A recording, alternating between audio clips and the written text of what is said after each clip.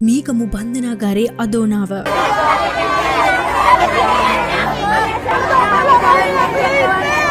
තම දරුවනට සැමියාට මවට සහ පියාට අනතුරක් කරදරයක් වන කල ඥාතීන්ටද දැඩි කම්පනයක් දැනෙයි. එය ස්වභාවිකයි. එවැන්නක් දැස් ඉදිරිපිට දීම සිදුවන්නේ නම් දැනෙන වේදනාවේ තරම වචන කළ නොහැකි. එසේ සිදුවනු දැකීමට ලැබීමද අවසනාවකි. එම අවාසනාවන්ත අත්දැකීම කම්බනින් යුතුව විදදරා ගැනීමට මීගමුව බන්ධනාගාරය තුළ ඇති වූ සිද්ධියේදී එහි ගිය කාටත් සිදුවිය. ඔවුන් වැළපෙමින් තමන්ගේ දරුවා සැමියා ගැන විමසයි. ඔවුන්ට නොලැබෙන්නේ පිළිතුරිය. එම ප්‍රශ්න කිසිවකට උත්තර නැත. මුළු ප්‍රදේශයේම කඩිගුලක් මෙන් ඇවිස්සී ගොසිනි.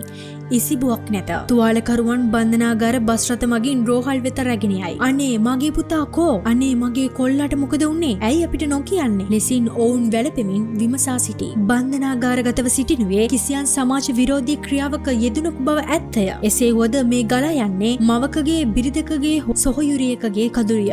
ඒ කඳුළු ගලා යන්නේ ඔවුන්ගේ හදවත් තුල බුරබුරා නැගෙන ගින්දරද සමගය. මේ සිදුවේ කුමක්ද? වැරදුනේ කොතැනද? මේට වග කියන්නේ කවරෙක්ද? පැය 24කට ආසන්න කාලයක් ගතවන තුරුත් ඇති වූ තත්ත්වය පාලනය කර ගැනීමට නොහැකි වූයේ ඇයි? දැන් මේ ප්‍රශ්නවලට කඩිනමින් පිළිතුරු ලබා දීම ආණ්ඩුවේ වගකීමයි.